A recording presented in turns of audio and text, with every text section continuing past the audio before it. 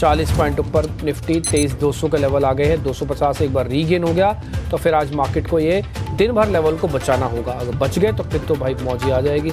ठीक है जी, 200 पॉइंट ऊपर करीब बैंक निफ्टी 51,000 का लेवल हमने वापस रीगेन तो कर लिया, लेकिन 51,200 का सामने रेजिस्टेंस भी खड़ा है और 50,800 का सपोर्ट भी खड़ा है। तो इस 400 पॉइंट की रेंज के बीच में आज हम पूरा दिन भी निकाल सकते हैं।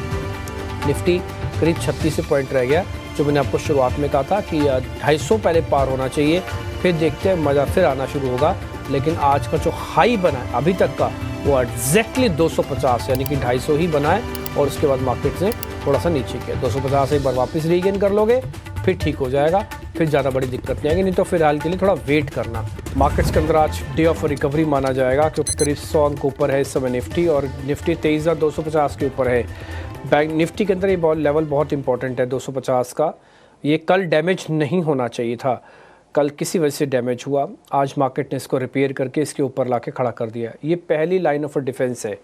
23,250 जाएगा तो 23,000 टेस्ट करने के लिए 100% आपको दिखेगा, एग्जैक्टली वही दिखा भी है। आप उस 23,000 तक पहुंच गए थे इसको तोड़ने के बाद। बैंक निफ्टी में जो इंपॉर्टेंट लेवल है वो 51,200 का, ये नहीं जाना चाहिए था कल, लेकिन कल ये गया और जाते इसने सीधा 50,800 पे आके बैंक निफ्टी को रोका। तो दोनों लेवल्स ऑलमोस्ट कल डिस्कस थे, मैं उस पर बार बार जाऊंगा नहीं, एक ही चीज़ को बार बार बताने का कोई मतलब नहीं है। अगर आप रेगुलर हमको सुनते हैं, जानते हैं, समझते हैं तो आप ये बस पॉइंट नोटिस कर रहे होंगे हम क्यों बता रहे हैं।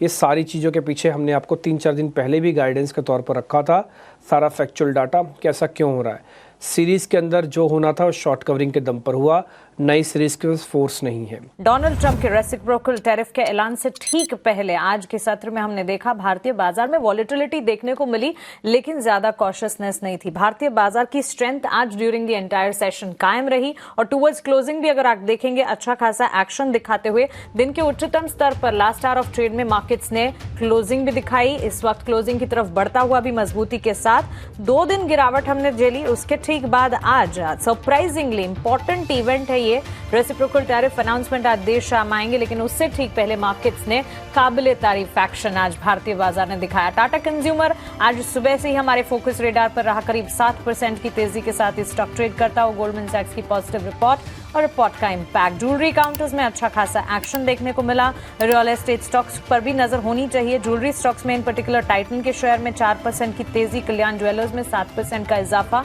ऑटो बिक्री के आंकड़ों के बाद ऑटो सेक्टर से जुड़ी तमाम कंपनियों पर खासतौर से नजर रही। ऑटो शेयर्स चुनिंदा मजबूती के साथ ट्रेड क्लोज करते हुए नजर आ रहे हैं।